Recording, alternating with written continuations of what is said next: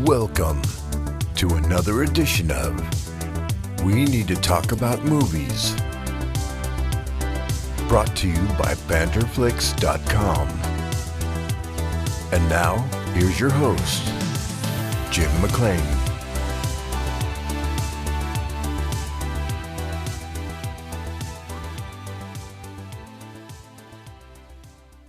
Hello. Yes, I am indeed your host, Jim McLean, the editor-in-chief of the Banterflix Movie Review website. Welcome to the latest episode of our podcast, We Need to Talk About Movies. If this is your first time checking out this pod, then welcome to the madness. If you've been listening for a while, then thank you for continuing to check in. There's not much me on this episode, as it's the second part of our Zodiac special by our two favourite sleuths here at Banter HQ. Forget Nancy Drew. Forget the Hardy Boys. Forget Jessica Fletcher. No, not even I can go that far. You know, Joe and Therese are good, but they're not quite Jessica Fletcher level of Murder, She Wrote status just yet, until they've actually solved a crime. Then they could be mentioned in the same name as Jessica Fletcher from Murder, She Wrote. This is the second part of Joe and Therese's Zodiac Killer special. The first episode was released back in February, and that focused on the murders themselves by the Zodiac Killer. This episode focuses on the suspects who could have been the Zodiac Killer. And again, they are taking their inspiration from David Fincher's Zodiac, which was released back in 2007. So that's enough of me on this episode. Let's check in with Joe and Therese for another episode of Crime Scene to Screen.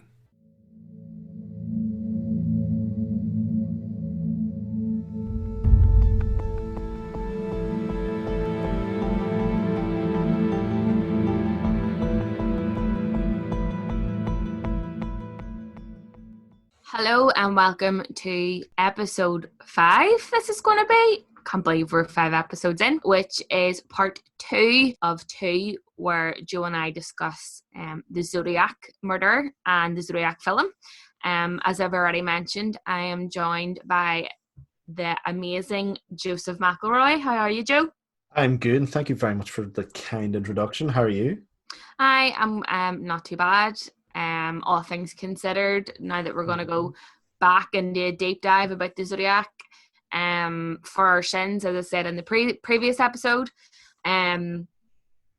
we sort of like a catch up. In the first episode, we covered specifically the 4 most notoriety murders.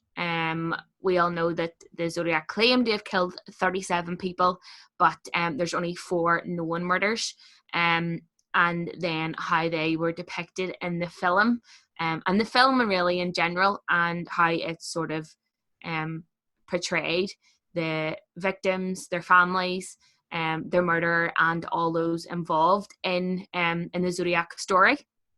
So in part 2, we are going to focus more so on the suspects, which is, could stem at least another 4 or 5 episodes.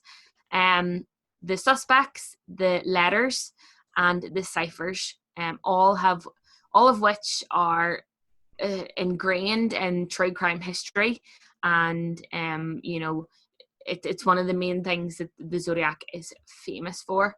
So, Joe, are you ready to get stuck into this, I think, even more heavier episode, or how are you feeling about it? Oh, I'm ready when you are. I always find this is the more fun stuff, because I shouldn't use the word fun, but like if the fun, interesting. Yeah, the most interesting aspect of this case is who done it, because you look at the murders themselves; they're just completely sporadic in their nature. They're very little motives. Like, there did seem to be a bit of a trend, then he broke it completely.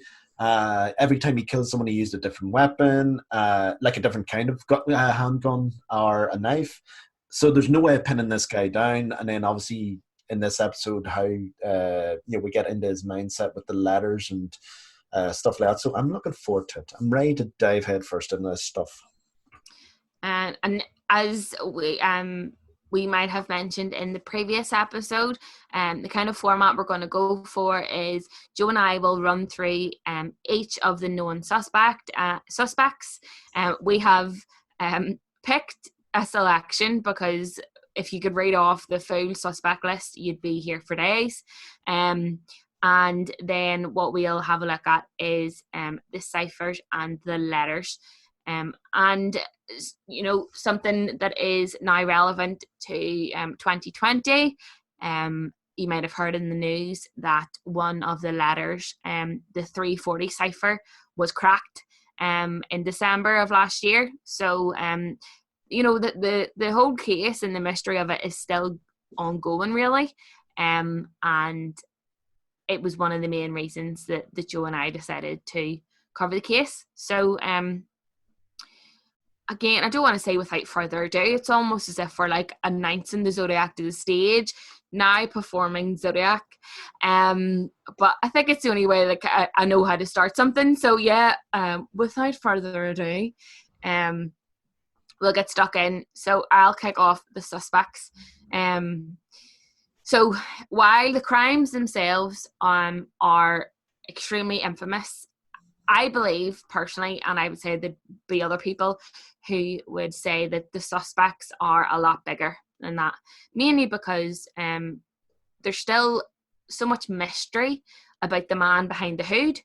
He's never been revealed, and who really knows at this stage if we'll ever find out who the Zodiac is.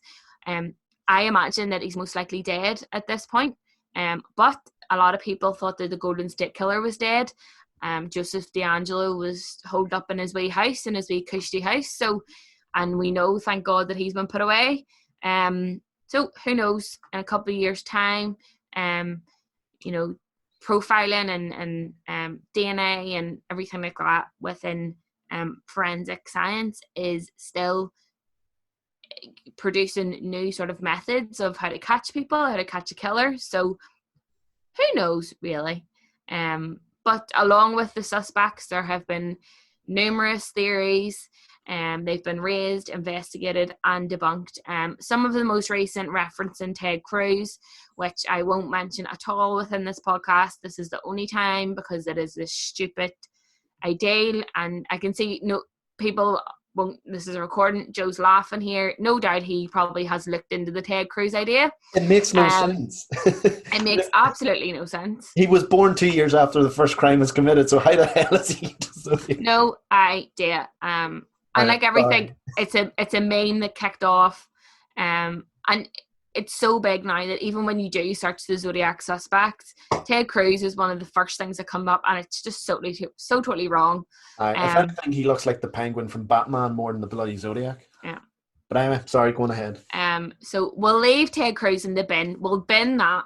I think in this episode we'll have different bins. We'll have a definite bin. You're in the bin. We'll have a bin that is like possible. We're not experts. Don't come for us, any of the people in this list. If you're still alive, we're just going by what Google said. So to kick off, we're going to start with Arthur Lee Allen, who was portrayed by the brilliant John Carroll Lynch in the film. And God love him, he's known for playing so many dark characters. You know, Twisty in American Horror Story. He's been in other different stuff. He's played a couple of actual killers in American Horror Story, so he's well versed in the spooky. But you cannot have a Zodiac list without including Arthur Lee Allen. And he was the sort of main focused suspect in the film. As we go through the list, you'll notice that really none of the other suspects are featured apart from Arthur Lee Allen. And I'm just going to put it out there, in my opinion, he is most likely to have been the Zodiac. But we'll come back to it at the end. Mm-hmm. So Arthur was born in Hawaii on the 18th of December 1933, but spent most of his time in Vallejo in California. He was dishonorably discharged from the Navy in 1958. And when he returned, he got a job as an elementary school teacher, but was fired because he had been molesting children in the school. In 1974, he was arrested for the molestation of children and was sentenced to Acastero State Hospital, which I assume was an asylum. So all of the evidence against Alan is completely circumstantial. It was the main reason that he was primed to be one of the main suspects. He was the main focal point in Robert Graysmith's book as well. Robert Graysmith, played by Jake Gyllenhaal in the film, he was so certain that Arthur Lee Allen was the Zodiac, and basically penned his book all about him being the main suspect. As I've said before, Arthur Lee Allen is played by John Carlin, in the film. And the film itself, it really focuses on Graysmith's obsession with Arthur being the Zodiac. And Graysmith follows so many of the leads, and so many of his leads he purposely carries out in the mindset that Arthur Lee Allen is a Zodiac. But as previously confirmed, so much of the evidence against him was completely circumstantial. There was a lot of things matching Arthur Lee Allen's sort of description. He had the history of child molestation, so he was no stranger to crime. But the main the main bad factor, we'll just go with that, that pointed out was that Alan's DNA did not match any of the DNA found on the victims. And there was DNA found, and as we know, there was 2 surviving victims who were able to provide DNA. But he was pointed out in a lineup by surviving victim Mike McGee, who we discussed about in the previous episode, and the other surviving victim, Brian Hartnell, was able to match his voice and his physical appearance to that of the Zodiac that he found that day. I mean, they are still 2 big things that would point you in the direction of being a suspect. But it's just fun. It's hard to believe that no DNA matched what was found on the body of the victims. And again, this could come back to Joe, as you mentioned in the first episode that we had. Whenever he used to call up in the phone booth, he used to put sort of dirt and like clay or cement on his fingers. We know that he wore gloves quite a lot. Gloves was part of his sort of get-up, which could explain the DNA not matching. But Arthur Lee Allen is sort of the prime suspect that has been on most people's minds as most likely to be the Zodiac, but who knows really? And to this day, nobody really knows Arthur Lee Allen's connection. But he is, I was going to say suspect number 9, but he's not, because there is at least 9 plus suspects. He is suspect number 1. Yeah. I can't say that I fully subscribe to the theory that Arthur Lee Allen is the killer, but again, we'll go on that later when we sort of go into our like little discussion as to who we think it is. But the next person on the suspects list, who's also actually mentioned in the film as well, he features towards the end, is Ross Sullivan. Now, he was suspected of a murder in 1966, and the murder was of Riverside City College student Sherry Jo Bates, and that case remains unsolved to this day. So if you subscribe to the theory that Ross Sullivan is a Zodiac killer, then technically that would be his first murder if he committed it. It is believed by some investigators that Bates was, like I said, the first victim, and both Paul Avery, who we've mentioned in the previous episode, who was played by Robert Downey Jr., and Detective Dave Toschi, who was played by Mark Ruffalo, had investigated the Riverside killing in connection to Zodiac. Sullivan himself had worked at the RCC campus library, where the staff and people around him sort of described him as an unnerved man with an affinity for dark poetry. And a poem he wrote at the bottom of the desk was found in the storage closet at Riverside City College, and it described an attack similar to the one in Bates. So whether or not that's a case of, he read about the story in the paper and inspired him to write this poem, or whether or not he actually committed it, that sort of remains to be seen. But it's also noted that he bore a striking resemblance to the 1969 police sketch of the Zodiac Killer. And if you actually go just a quick Google image search of Ross Sullivan and you look at that actual like sketch of Zodiac with the glasses and the crew cut, you can see the similarities there. They're very clear to see. At the college, the staff had voiced their concern regarding Sullivan and his behaviour between his poems and just his general demeanour. But the police claimed he had an alibi for the evening that Bates was killed. Due to Sullivan's mental illnesses, he was, in and out of institutions, and eventually died in Santa Cruz in 1977. So the thing about him is he was not a character really as such in the film. I think isn't it when he goes to, Jake Gyllenhaal goes to that guy's house and it's about the cinema poster or something like that. Is that not Ross Sullivan? No, they talk about Ross Sullivan. It is, so the guy that he meets is the person who worked with him at the cinema. It. Yes, that's what it was. Sorry, yeah, that's where I got my mix up. I knew there was something in connection with Ross Sullivan. So yeah, he thinks that Ross Sullivan designed these posters and that there, and he affinity for the greatest game, which feeds in the Arthur Allen Lee as well. They both, because Zodiac mentions in his letters that he believes in hunting humans and it's the greatest game. And of course, the greatest game was one of those like famous novels that was made to film in the early, I think it was 1930s. And it was very popular at the time, and it's possible that it was an influence. It's clearly an influence in the Zodiac Killer, and the fact that those two fellas had sort of had copies of it and sort of had an affinity toward it as well. Yeah, that's what made them sort of stick out and think, oh, okay, there's 1 and 1 equals 2. So that's kind of Ross Sullivan and where he sat in the whole thing. In the film, he's described off camera, and it's actually his friend who comes to the fore as a suspect more than anything in that very tense scene when they're looking through different like film reels and looking for a film reel.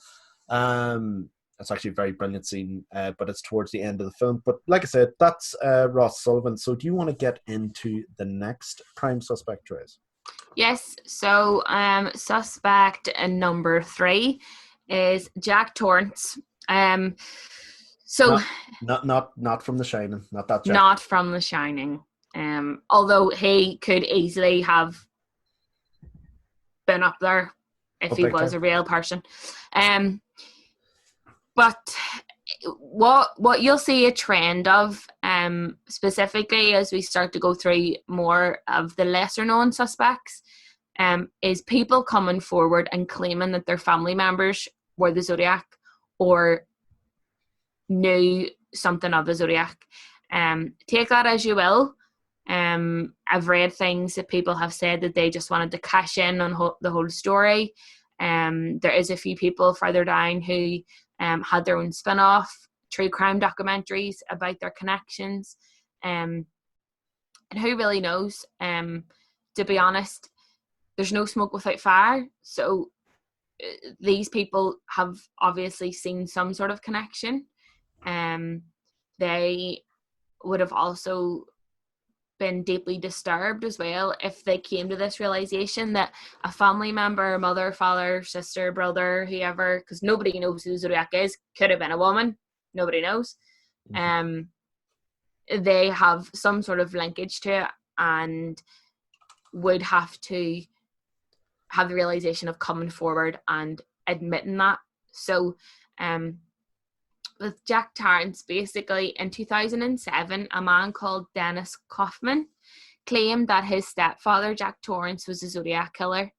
Although Torrance had died in 2006, Kaufman had produced several pieces of evidence that he believed incriminated his stepfather in the murders themselves.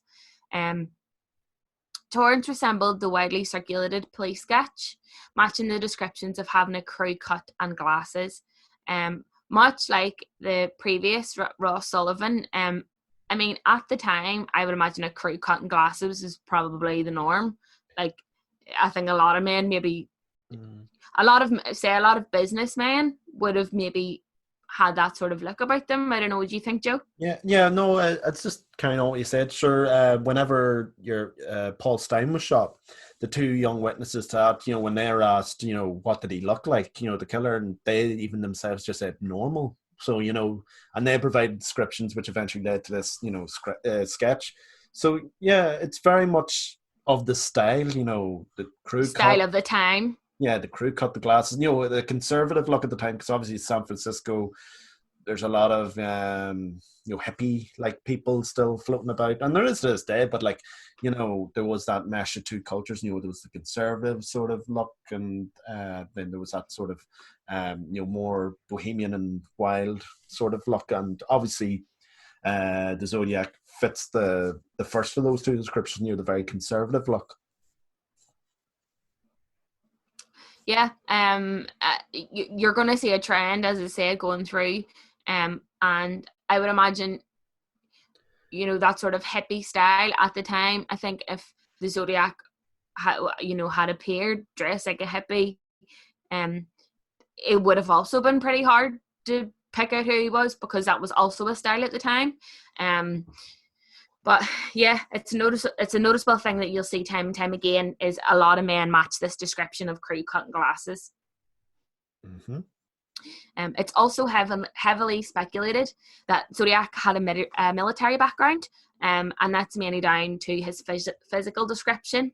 It matched several suspects who were confirmed to have spent time in the military. The man described by Brian Hartnell, survivor of the 1969 Lake Berryessa attack, said that he wore military boots similar to what Torrance would have worn during his years in the Navy and the Air Force. Kaufman also had basically had physical evidence. He turned over a bloody knife, film rolls, handwriting samples, and a hood that matched the description of the one worn by the Lake Berryessa assailant. But both the DNA and handwriting analysis were inconclusive, which is weird, because where would he have got this stuff? Again, does it come back to the idea of he just wanted to be involved? Mm-hmm. Or was this something that he really came across? Or does it come back to the fact that the Zodiac, although his murders appeared sporadic, he had terrible handwriting and seemed to just be very all over the place, was significantly versed in cleaning up a crime scene? Yes, I mean, it doesn't make sense for someone who's so meticulous, to go to the effort of having clay in their hands whenever they use a public phone, wiping down crime scenes as he did with the Paul Stein case and the others. It makes no sense that he would leave behind a bloody knife, and, he would just happen to have all his stuff together and just lay it out waiting for whoever it was.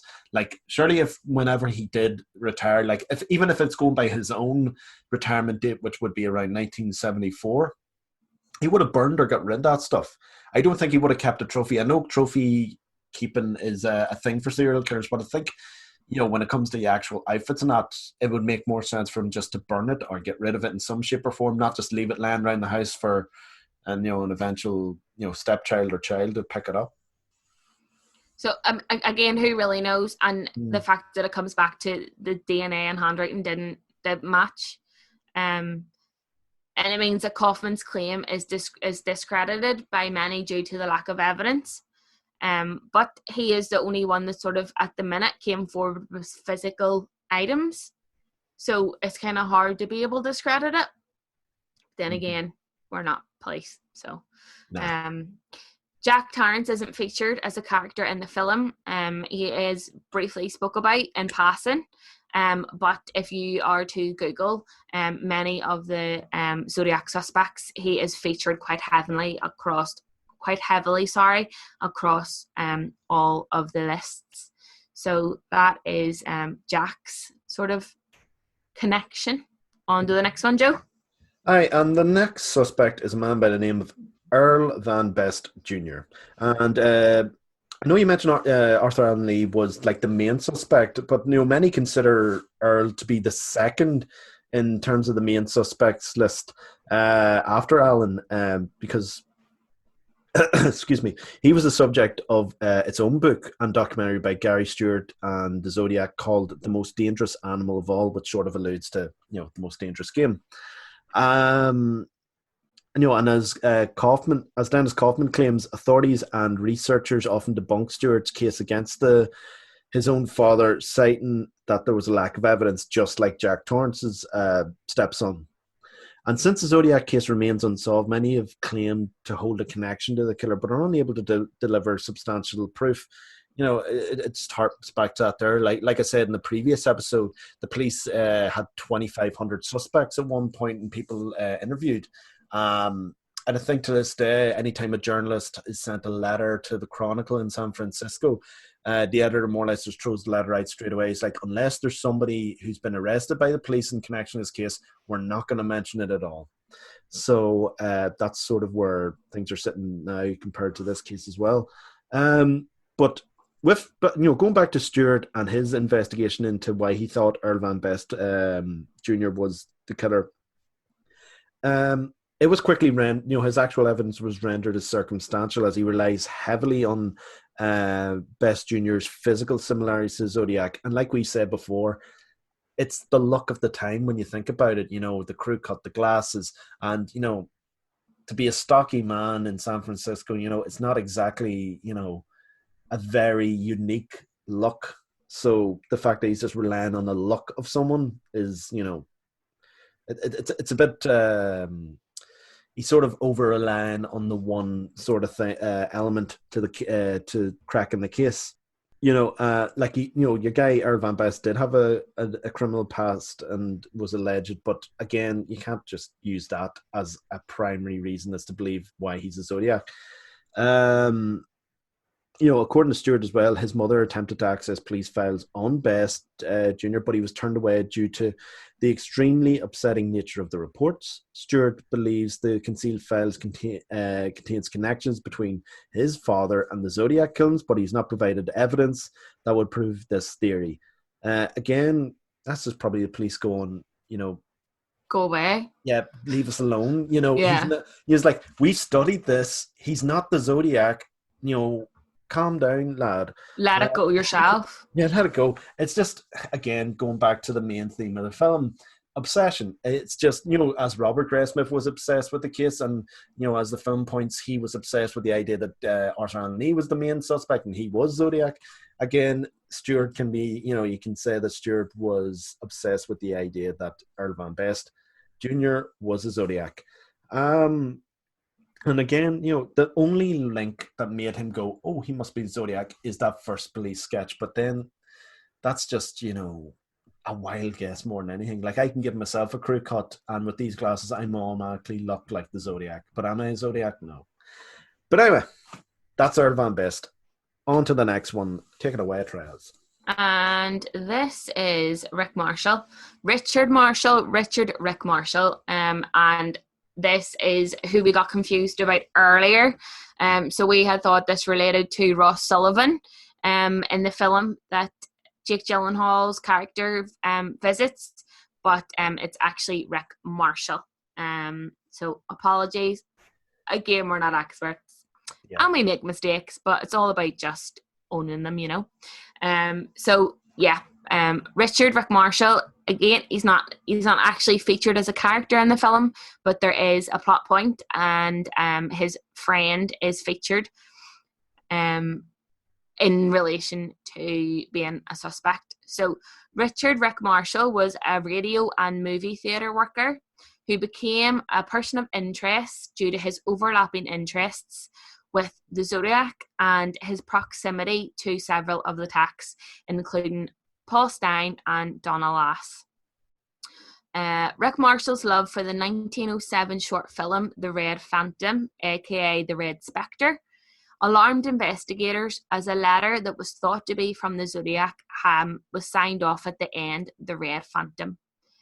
Marshall made a compelling suspect due to his knowledge of obscure cinema and the fact that he lived in a basement apartment. God help us all. So for all those living in a basement apartment at the minute, according to police, you could be a serial killer. You're Just putting that dodgy. out there. I know. You're dodgy. This was a point noted by authorities since several of the Zodiac letters mentioned being in a basement, and they're quite uncommon to have these basement apartments in California. Mm-hmm. So I actually find that a bit strange because usually they're quite cool in basement apartments. Because I know I'm just thinking my friend used to live in one, and yeah, you think they'd have more in California, and why would they be considered? I suppose they may be considered to be, sort of considered linked to deviance because, they're like underground, they're hiding themselves away from like this beautiful sunny city. Why would they do that? It always, something like that just draws suspicion, apparently, to the police back in the 60s and 70s. I suppose it was just that time that really anybody who was weird was automatically a suspect or was a bad person. Actually, you look at it was mentioned about all the different, things happening at the minute, anti-war rallies, civil rights movements, people who would be sort of left-leaning in politics, would be more of the, to be more of the on the side of the hippie end of things. Not to say that, obviously they were all hippies. Obviously they're not. But, they would have the long hair, the loose clothes, and all that there kind of stuff, mainly. So they'd be considered, you're against what a normal look is. And that's the great irony in this case. It was that someone who looked normal committed all these murders and not someone who you would consider to be a mass murderer. Yeah. Again, who really knows? At the time, they had all sort of obscure views. So exactly. But yeah, sorry, just referencing. As I said, there was a character featured in the film who was meant to bear similarities to Marshall, but he was dubbed Rick Martin. And he is used as a red herring in David Fincher's 2007 film Zodiac, which, like its source text, positions Arthur Lee Allen as the most likely killer. Richard Rick Marshall is still a possible suspect, mainly because of his location during the times of the Zodiac murders. So he lived in Riverside around the time of the murder of Sherry Jo Bates, who was murdered at the Riverside College campus. And he also stayed in an apartment in San Francisco that was not far from the murder scene of Paul Stang. He also worked for the KTIM radio station, where the call letters supposedly look like the same cryptic symbols that the Zodiac used in his letters. Given all of this evidence, once again, Marshall's fingerprints did not match the fingerprints that were collected from the Zodiac letters or the crime scenes, and this is another suspect that was evidently ruled out by no match for DNA. Yeah. So, yes, that was Mr. Marshall. And another suspect, the second to last one that we have in terms of the main ones, is Lawrence King. He was the primary suspect of investigator Harvey Hines' reports, who suspected King due to his tendency to create aliases, like he called himself Harry Kane with a K and Larry Kane with a C. He also altered his appearance as well. Hines believed that Kane drew victim Darlene Fern after his sister identified him as someone who scared Darlene. And Hines was convinced that Kane followed possible Zodiac victim Donna Lass as she moved to the Lake Tahoe area. I don't think we really touched on Donna Lass in the last episode, but she was one of those people who was suspected to have encountered Zodiac, but it wasn't confirmed, which is why we didn't really go into it at all. It's never officially been connected to him as a murder. Yeah, it's just suspected, which is why we thought, because there's like hundreds of cases that are suspected Zodiac cases, so we wouldn't have had time to go on all of them, so we just stuck to the main actual murders. So like I said, with he expected to follow Donna Lass, and the police received a postcard from the Sierra Club referring to a 12th victim that was supposedly Lass, which is part of the letters collection, which we'll go into later in the episode. But throughout Hines' reports, he notes that Kane was very much of an introvert. He was ambivalent towards women. He had a brain injury and a tendency to lose control. You know, all these things off the top of your head are like, okay, red flag, red flag, red flag when you're talking about serial killers. But then again, you can't just automatically assume, oh, all those things. He's Zodiac. Yeah. You know, it's He just, may be a bad man, but yeah, you know, he's not going to bad. automatically put him in connection as a Zodiac. He's an asshole, but he's not a bastard. Like, you know, you know, Yeah, just, perfect. yeah, it's just the way things go for people in their lives sometimes. But anyway, like the other suspects, he'd spent time in the military, and he was specifically serving in the Naval Reserve.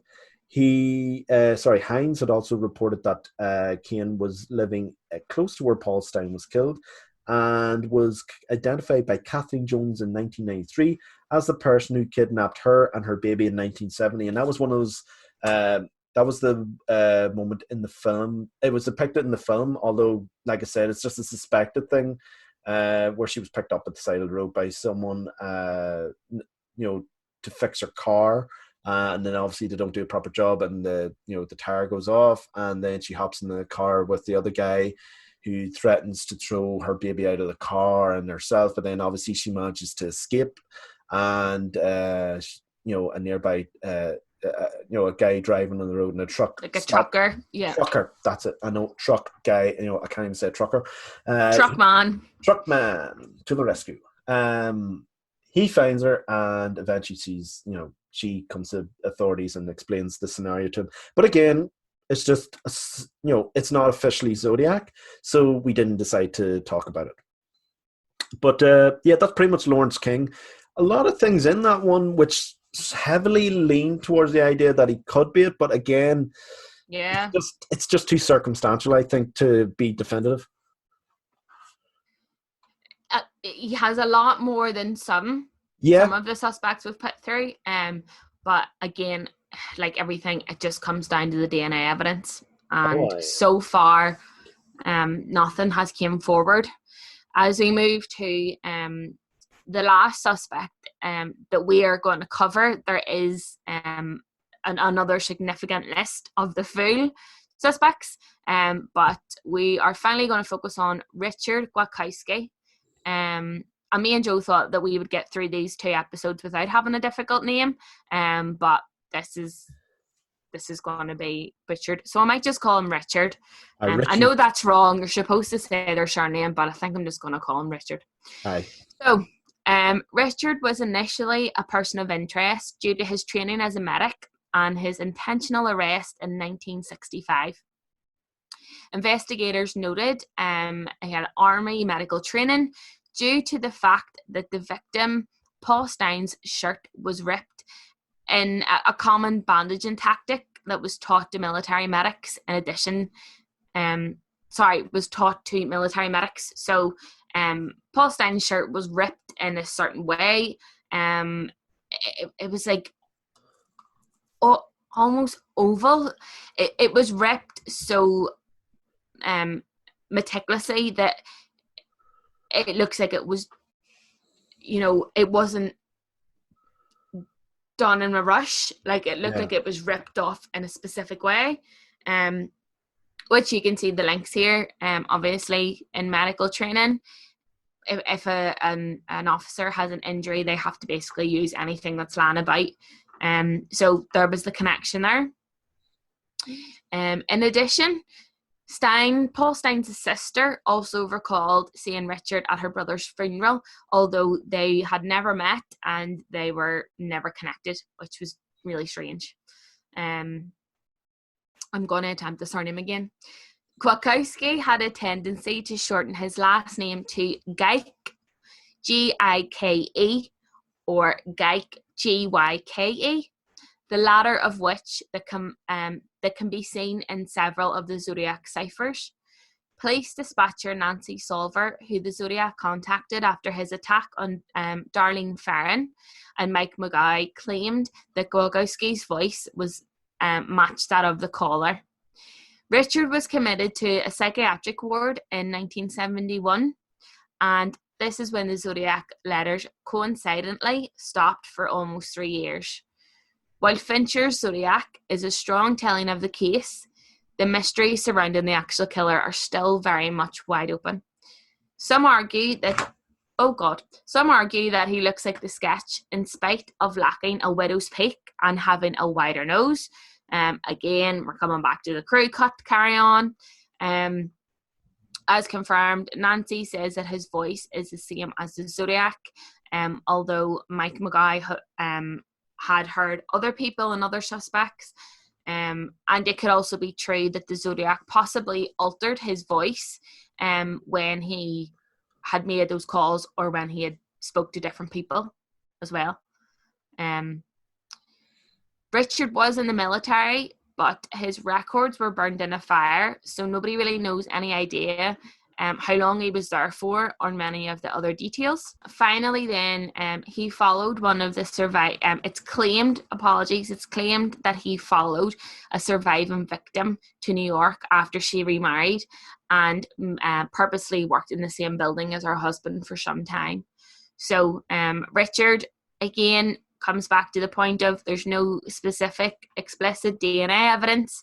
Everything is quite circumstantial. You can see where people have made linkages, but like the past 5 or 6 people that we discussed, the Zodiac has never been caught. They've never matched any DNA, and it's still not known to this day who the Zodiac is. And finally, ending our section on the suspects, we have a list here of everyone else. So I've already mentioned Ted Cruz, but that's a load of shit. Other Zodiac suspects are Gareth Penn, Michael O'Hare, Bruce Davis, Ted Kaczynski, the Unabomber, load of shit, Fred Manilli, Kajal Cavalli, William J. Grant, Raphael Cruz, Charles Clifton Collins, George Russell Tucker, Guy Ward Hendrickson. God, 3 barrels were a thing of the time, weren't they? Joseph Newton Chandler III. The third Sorry, Esquire. The third. Louis Myers, and then finally Joseph Bellavica. And I think there is another list that has even more people on it. And it just goes to show that everyone and their mother tried to pin the Zodiac on somebody. So you even see that in the film, you know, when there's that little montage when Tashi and Armstrong are interviewing different people. You know, the first person's this black woman going, "I am the Zodiac," and then he goes, you know, he asked her a question about the case, and then she's like, and then there was another guy who's like, he accused him just because of something really random that had nothing to do with the case, and then he's kind of going, "Oh, okay." Yeah, like there was people accusing like people that they didn't like and all, and like That's neighbors were fighting over each other, and there was bits and things that I read that like neighbors were trying to go into their other neighbors like rubbish to see if they threw out anything, like any letters, anything to check the handwriting. So like it really sparked a hysteria, and mainly yes because people wanted to know who the Zodiac was, but I think because he had got so much popularity. Mm-hmm. Yeah, he was almost like a celebrity. It's like he was like America's ultimate whodunit. So obviously the whole country had their ideas based on, you know, and then obviously there was like the sort of subdivision of that within Northern California itself. People going, "Oh well, you know, my son-in-law could be Zodiac because I don't think he's good enough for my daughter." You know, just random stuff like that. And I was, you know, the amount of theories you can find on the internet, like Nazi war criminal Joseph Mengele appeared at one point, and I read about I read one line. I was like, "That's enough. That's enough of that. That's enough of that nonsense there." There's just wild theories everywhere, but at the end of the day, you know, I think he's just going to remain one of the great mysteries of American crime. Up there with John Benet Ramsey. Oh, no, that's a wild case. I don't think we can ever cover that because I don't think there's any films, and thank God there's no films linked to that case. There's only been documentaries.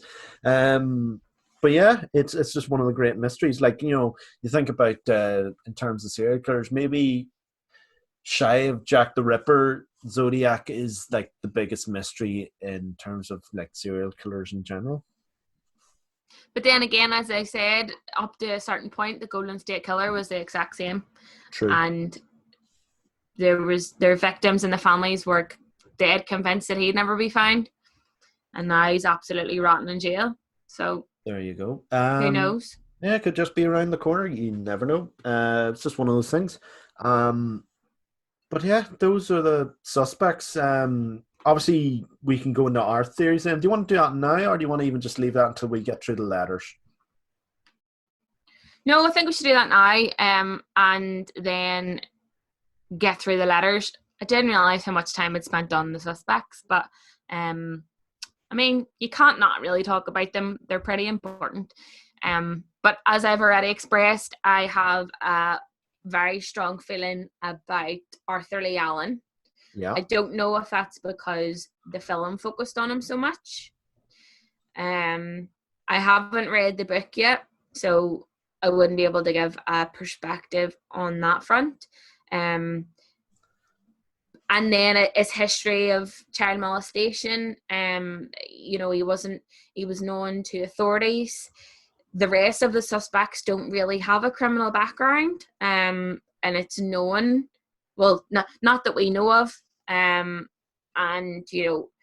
like most serial killers, they start off either with the 3-arc trope, the arson, the frontal lobe damage, or killing of animals or anything like that. If they're known to have some sort of connection to crime, they're most likely to go ahead and do something. So for me, I would say my main suspect is Arthur Lee Allen. Well, to an extent, I'd agree with you, but the thing that sort of just separates it for me is the fact that he was only first investigated really because a friend reported him. And his friend reported him, and he mentioned all this specific detail, but it was all after the fact that all this stuff had came out in newspapers and stories. Like he alluded to, I know we'll mention it in the letters, and it's a bit of a gruesome detail. He mentioned the letter that referenced to the Zodiac killing school children on the bus. He mentioned, the fact that the Most Dangerous Game was his favorite book and film. And he even said when they were on a trip before that he said, "Oh, what would it be like if we were hunting people here?" But he said it was only supposed to be in a in jest or in a joking manner. But in hindsight, he took it to be seriously. But at the end of the day, I think that just sort of ties the idea of like he probably didn't like him that much. After maybe he found out more about the likes of the molestation and stuff like that, all those horrible stuff came to light about him, so he turned on him in a sense. So then that was his way of like trying to redeem the fact that, oh, how could I have been friends with him and not known? So I'll just blame him for being the Zodiac. But having said that, a lot of the stuff does fit as well, because he was a gun collector. He was in the army, which explains how he was so sort of clean cut when it came to the shootings and stuff like that there, and how he was able to use different guns on each occasion. But the thing that sort of stops him is the DNA evidence. But that sort of goes two ways, because I think, when it comes to his DNA not being linked to the letters, when you think about the letters in and of themselves, right, they're sent in the newspaper. So how many people have handled those letters before they arrive at the desk? So there's all that DNA. Then there's the DNA of it shows in the film, the secretary opening the letter before passing it on. And then obviously at that stage realize, oh, Zodiac, so trying not to contaminate it. But it's too late. It's already been contaminated to that point. But I do believe I read somewhere they have kept a bit of his body tissue on file. Well, not on file, but you know what I mean? It's kept medically just in case they need to do further testing and there's further advancements in DNA. So I do agree that he's definitely the main suspect. And I would think that he's strongly tied to it. I just don't think he did it as such. I just have a weird inkling and instinct. Part of me thinks that, there's multiple people involved in it. I don't think it's that would be another thing. I would agree with you that I don't think it's just one person. Yeah. No, because I would get you the first three incidents. There is the motive there, a young couple in a rural water, rural area around water. There's, involves just, sort of slightly intimidating them before committing the murder or a crime. But then you just go to Paul Stein, and for no reason, he just decides to shoot this cab driver in the back of the head in the middle of a busy, affluent neighborhood. It doesn't tie up, but again, that could just be down to the killer going, I'm just going to throw them off the scent. And then eventually, obviously, he sent in the proof. Oh, I did this. Here's the bloody shirt. But then part of me thinks, now I'm getting myself. No, see, this is what Zodiac does to you. It starts making you question everything. You're getting into a hole. Yeah. Yeah, I'm going down a hole. And you know what? I'm going to stop myself now, because either A, I'm going to make a complete dick out of myself, and B, it's just too deep a rabbit hole. But there's part of me, that, all right, ultimately, I don't think Arthur Allen Lee did it. I understand why he's a chief suspect, and it does make sense. But I think that's, I know if you just tie it to the film and the book, that's Robert Grayson just trying to put a square peg in a round hole. I think that's him. He's just been so obsessed all these years. He needs an answer, and Arthur Allen Lee is his answer. And then that sort of gives rise to why I think there could be multiple people involved. But I just don't think it's him, and I don't think we'll ever know who it is. That's just my opinion. Yeah, I don't think we'll find out in our lifetime. But moving from one mystery to another, we are going to end on having a look at the Zodiac letters and the ciphers, which coincided with the four main murders. From late 1960s to the early 1970s, the Zodiac Killer sent 4 coded letters. And I think out of the 4, we now have 2 of the ciphers that have been solved. Mm-hmm. So, Joe, I believe you have possibly an excerpt of one of the letters there, if you'd like to get in Zodiac mode. Oh, well, I'm not going to do an accent or anything, because that would just be distracting, and it would come out god awful. But I'm just going to try and be as dramatic as possible, just to get you in the mood. So this is one of the first letters that were sent to the 3 newspapers, and it reads as follows: Dear Editor, this is the murder of the 2 teenagers last Christmas at Lake Herman, and the girl on the 4th of July near the golf course in Vallejo.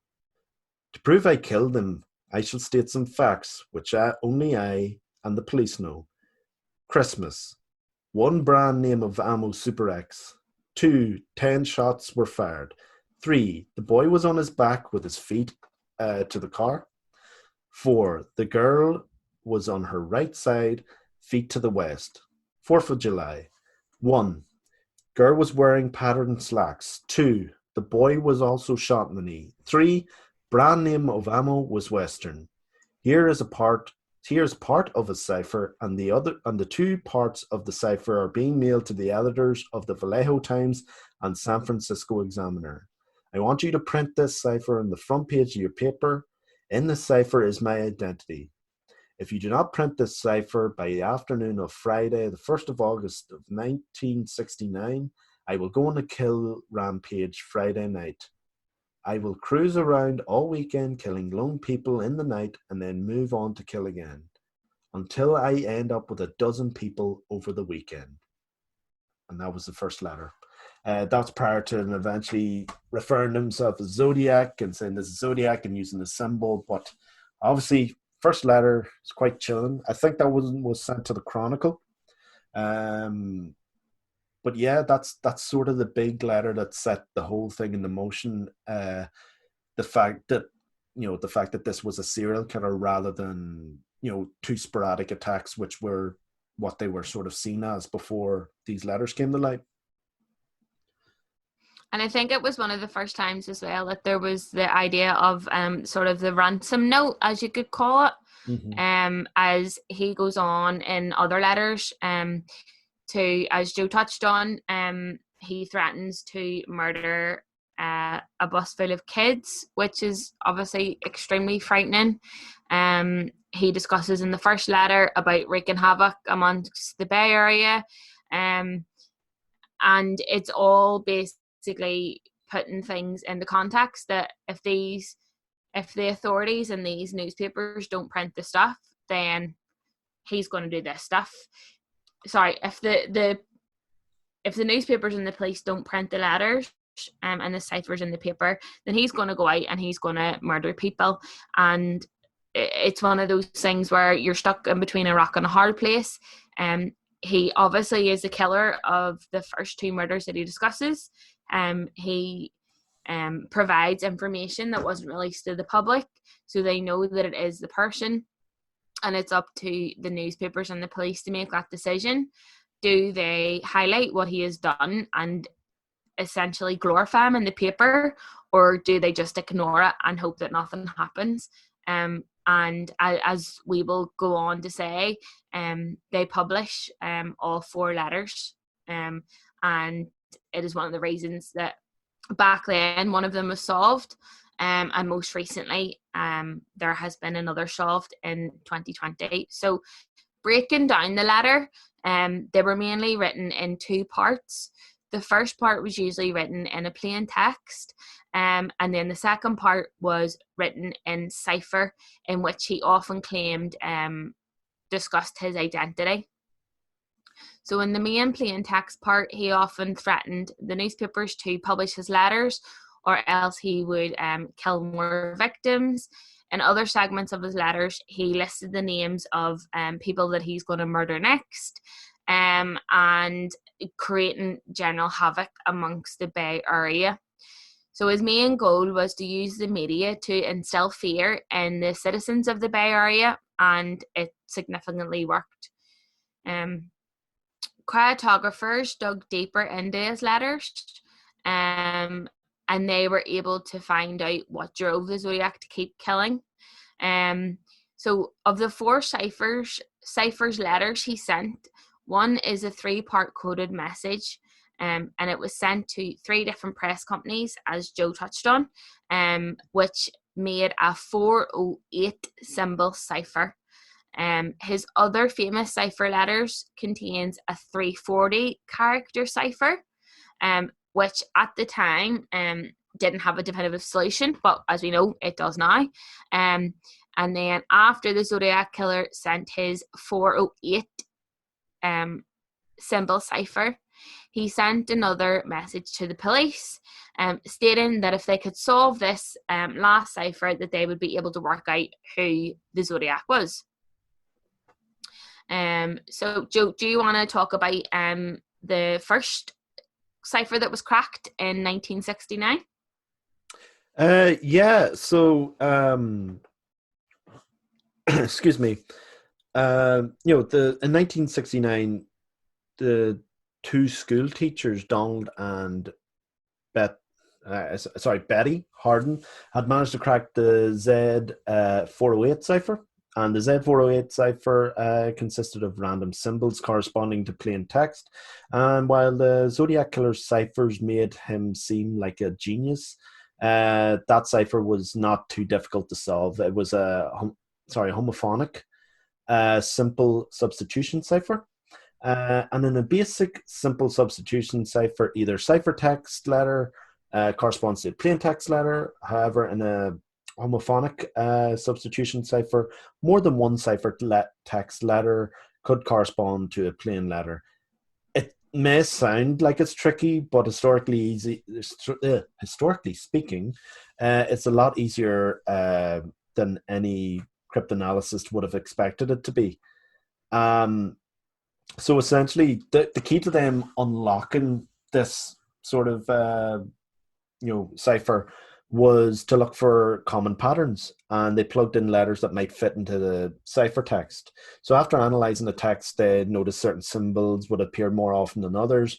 So an example that would be there was a high number of double symbols and double letters which were found in the text. So they looked for the frequency of the letter L, because obviously it's a letter from someone who's killed someone. So a common letter that would be in that letter would be the letter L. So Kill. And then eventually that's how they found the word kill within the cipher, and it served as a crib, which was sort of a word that can be plugged into other parts of the message to determine other phrases. And while the message had a few misspellings, the meaning of the message was clear. And misspellings are sort of a common thing that serial killers would do when they send letters or leave ransom notes or whatever. You find it later with BTK whenever he would do something similar. But this was a common trait with Zodiac.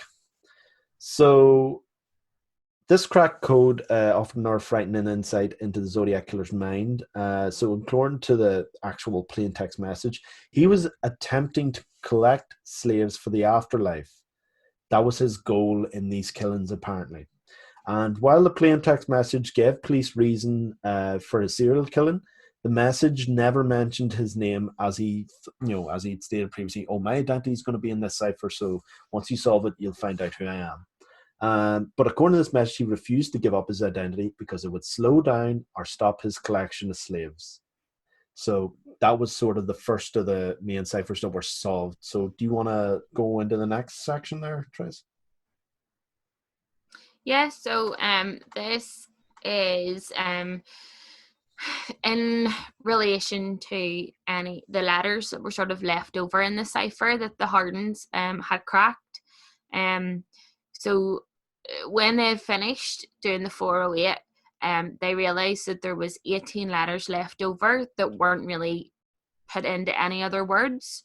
And their selection of A's, B's, R's, T's, M's, H's, P and I's.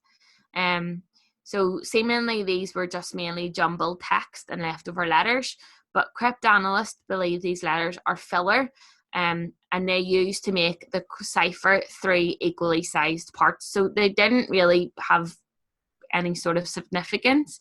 But then, like everything else, there is some Zodiac theorists that believe if you arrange it in a certain way, it gives you the name of the Zodiac Killer. This was also the same of one of the other ciphers, that when the letters were left over, it apparently you could spell out the name Ed Edwards, who was also put forward as a suspect, but it was never really confirmed. It was more or less debunked. But that's when you think about it, if you have a simple cipher with some letters left over, you're like, that looks like it's Edwards, like it just seems too. You're just too clutching obvious. at straws, yeah. So who really knows? Exactly. There's one before the team in December of last year, a man called Corey Starliper from Tewksbury, Massachusetts, had claimed to have cracked the 340 cipher by recognizing that the 340 is a Caesar shift cipher, which is a cipher where each plain text letter is shifted 3 letters down the alphabet. So you may be wondering why the police didn't decrypt a simple shift cipher earlier. But before Starliper actually applies the Caesar shift, he arbitrarily converts each zodiac symbol to a Latin letter. So there was a lot of work that kind of went into these ciphers. I would say at the time, cryptoanalysts weren't such a big thing within the normal police force. They would have mainly been in the likes of the FBI.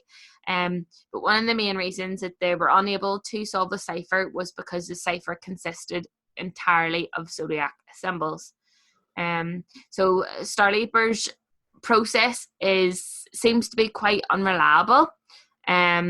And it's mainly because he relies on his own method through his own assumptions. So when he had put forward that he had attempted to crack the code, it was mainly him just trying to make sense of things rather than actually using a sort of theoretical method. We come back to our good friend, Arthur Lee Allen. In this cipher, it's interesting, apparently, that the last few phrases of the plain text can yield the words, "My name is Lee Allen." Lee Allen was a suspect, as confirmed, with the police were still investigating the case. However, his DNA did not match. Many cryptanalysts question the accuracy of the decipherment, but one thing's for sure: if a simple shift cipher of 3 was used, and it yielded a name, as well as other phrases that could be used by a serial killer, it could be an accurate decipherment. There is no proof that Lee Allen is a Zodiac, but I believe at the time it was reported in the news that he was put forward as a suspect. So for all we know, the Zodiac could have been framing Lee Allen, and more or less taunting the police by including this information in one of the letters. And finally, we are up to date, and it was one of the reasons that me and Joe decided that we would, I'm going to use a pun, crack on with the case. So the solution to what is known as the 340 cipher, which is what the Starlighter previously suggested that he had cracked, was found by a code-breaking team in the US, Australia and Belgium on the 11th of December 2020 last year. The cipher, sent in a letter to the Chronicle in November 1969, has been puzzling authorities and amateur sleuths since it arrived 51 years ago. Investigators had hoped that once this was cracked, it would give the identity of the person who killed 5 people in the Bay Area in 1969, 1968 and 1969, but there is no name within the 340 cipher. So according to the lead analyst, code-breaking expert David Oranchak, he claims that the text includes the following: "I hope you're having lots of fun and trying to catch me. I am not afraid of the gas chamber because it will send me to paradise," and he spells paradise wrong, "all the sooner because I now have enough slaves to work for me." And this relates back to what was noted earlier, that in one of the previous letters, the Zodiac had claimed that the reason he was killing people was because that he was obsessed with having slaves in the afterlife. And that basically concludes our ideas on the letters and the sofas. Oh my God. The sofas. The sofas. I'm still not moved into my house, and all I have is house things in my mind. The ciphers that were connected to the Zodiac. So there you go. Yeah. So, yeah, the thing about those, like, I'm just trying to just tie it back to the film now. You know, when it comes to the ciphers and that, they're just sort of tied into the idea of obsession in the film. You know, that's the thing that spurs Robert Graysmith into action. You know, he is at like a morning meeting where he's just handing a cartoon for the Daily Paper, but that's when the letter comes in from Zodiac. You know, he goes through basically what I read earlier, and then the cipher's there, and he catches wind of it and it's passed around the table, and he's writing it down quickly just to try and take it away and then start working at it. Then eventually he finds out, that the couple that we mentioned, they'd solved it, and I think they solved it as well. They were both teachers, and they used to get up.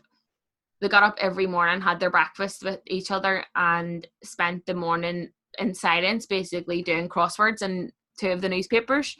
And it was the husband that had lifted the Chronicle, that it was posted, and was like, "Oh, this is a wee like," they didn't really know that it was in relation to anything, and they went, "Oh, this will just be like a puzzle, like Sudoku or a normal crossword," and they were able to crack it like that. Yeah. Like I said, like you said earlier, it was a simple cipher that it turned out to be a simple cipher that may not in face of things appear that simple, but yeah, they solved it. And Robert Graysmith's character in the film goes in, the idea is like, oh, there's that symbol is used twice, so that's a double symbol, and then you find commonalities. Okay, so it's a double symbol that's in a letter to do with somebody who's murdered someone, so double letters, that's the L probably, so that word probably is kill, and then that's a crib within it, and then you find the commonalities within the letter to solve it. So that's how they solved that. So that stuff in the film, that I know when we talk about it, it's one thing, but once it's presented visually and through that sort of exposition, it becomes a lot clearer, and it's a lot it's really well explained. But even I don't think we really talked about the suspects in the film too much. I know we sort of name dropped them and we just said the actual actors and their background, but how do just John Carroll Lynch's Arthur Allen Lee. What do you think of his portrayal as how do you think what do you think of John Carroll Lynch's portrayal of Arthur Allen Lee? I think, as I said earlier, that John Carroll Lynch is he can be typecast in those certain roles because of his hulky stature. He's bald, he's quite tall, and he's known for playing characters that are on the dark side. Just look at American Horror Story, as I said previously. But I think, looking at how some of the, looking at Mindhunter, for example, at how some of the killers were portrayed in that, I did look at videos of Arthur Allen Lee. There's a few things you can find on YouTube and stuff. And I don't think he matches the character play by play, unlike some of the actors in the likes of Mindhunter, specifically the actor that plays Edmund Kemper, which is frighteningly. Yeah, it's just so spot on. It's spot on. Yeah. His demeanor, his voice, the way he carries on, it's so play by play. I think for the character of Arthur Lee Allen, they just wanted someone who sort of resembled like a hulky man. In saying that, he is mysterious. He comes across as an elusive person, and he portrays that sort of suspect character quite well. There's not really a hell of a lot known about Arthur Lee Allen, so it's kind of hard to see his exact depiction. But then again, he is the only main suspect that is portrayed as an official character. Anyone else really is just either talked about in passing or is talked about through a different character who's connected to that person. So it can be quite hard to give an opinion on how Fincher approached the portrayal of the characters. The characters and their suspects and the suspects. Well, for me, it's like, given the obsessive nature of Fincher, I think when it came to this film, he approached it from the mind of like, all right, we have this book by Robert Graysmith. We're going to just try and tie ourselves mainly to this. And, because Zodiac's one of those cases where he could easily just spin off in a million different directions. But he decided, right, we'll try and keep it, we'll explore those avenues, but our main through line is going to be this book by Robert Graysmith, which is why, he was one of the chief consultants on the film as well. And I think that works in his favor a lot. Like, he does bring in other aspects. He brings in the fact that, the different sort of police and authorities, they get into rows with each other over, trading evidence. Minor authorities, contaminate evidence without realizing it. I think it's the Hartnell murder, the Hartnell incident, where a detective, not a detective, just normal cop, just brushed everything up in a picnic blanket and just sent it off. They didn't send photos of the military boots and their prints, so you wouldn't know the size and the type of boot. They didn't do that for months after it. There's just so many, bumbling things done by the police. We've went into the Paul Stein case, how they messed that up, and it's actually portrayed brilliantly in the film. There's, and just even tying back to, John Carroll Lynch's portrayal, I really, really liked him in the film. He has that, like you said, there is that strangeness about him. And there is that sort of mystery surrounding the character, but that's why I think it works. I think that works better than him doing more of a, an exact, copy of what he was like. It's better him, capturing the spirit of the person rather than, doing a play-by-play of what he was like. Because I've listened to some of the stuff by Arthur Allen Lee, and he doesn't sound like he does in the film, but he has that, he gives off that presence that, John Carroll Lynch really captures well in the film. And he is one of those just great character actors working today. And I think it's because Robert Grisman was just so convinced it was him, which is why the film, although the film does end ambiguously in a sense, it does go, but he did it. You know, you can think all Yeah. you want, but I think that's more to do with giving the audiences an answer, because generally films that leave too much of a mystery don't do too well at the box office. So Fincher was maybe just slightly conscious of that. He's like, I want to go down this route, but I'm not going to go fully commit to a mystery. I'm going to give them some sort of an answer. But ultimately, the film, it did all right, but it didn't, set the box office on fire. And then Fincher's kind of put that down to people expecting, 7-2 in a way. They're expecting that kind of a extreme film. grotesque horror, and yeah, what they got was a procedural true crime film. But no, it's a film I really, really like, and I've come to admire more because we've gotten into this case. And I definitely think it's a film that I'd highly recommend if you're interested in the case. If you've never heard about the case before, listening to the podcast, or just to take it for what it is, as a truly brilliant true crime thriller. And I think it's still available on Netflix at the minute, so you can get it on that main streaming service. And I'm sure Film 4 are also a fan of sticking it on. So if you don't catch it on Netflix, just keep an eye out for it there. But as we've said, we probably could have had like 4 or 5 different episodes, but somehow, Joe, we've managed to get it into 2. Just about. So, I mean, there's nothing else really for us to cover. That is the end of part 2 of our Zodiac coverage. If you have any theories, send them through into our socials. Banterflix is on Instagram, Twitter, and Facebook, and I think they're all at Banterflix. We also have a Patreon as well, which you can subscribe to and get some exclusive content.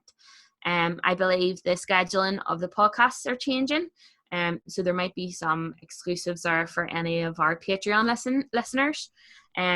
We also have our Banterflix website, banterflix.com, where you can find all information relating to our previous Dark Ages film festivals. I believe some of the shorts are on there. There's also historic reviews that the team has went through, and the backlog of our podcasts. The podcast is also on Spotify, so if you're enjoying the podcast, ours from Crime Scene to Screen, or the main podcast, and we need to talk about movies, please do subscribe and share where possible. And if you have any comments or any criticisms, or you want to tell me and Joe that we don't know a thing about the Zodiac, you can comment on there or find us on our socials. So I think that's all we can really say. So thanks again for joining me for part 2, Joe. Yes, thank you very much, Therese. It's been wonderful. Now we can go and desensitize ourselves, and I think I might go and watch a wholesome Disney movie. What about you? Yeah, I think we just need something a bit light and fluffy now at the minute, Something nice on the palate. Yeah, a palate cleanser. Well, maybe just stay away from the true crime docs and Netflix that have been circling about. We'll stick to something nice. Yeah, nice palate cleanser. But thanks again for listening, and until next time, goodbye. Bye.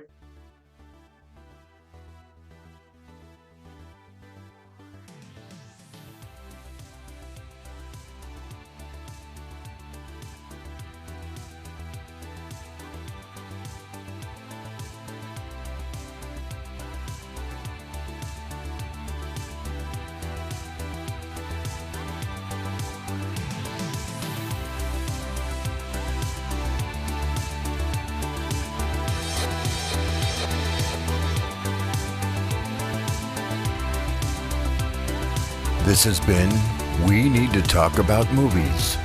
Thanks for listening. For more information, visit banterflix.com. See you next time.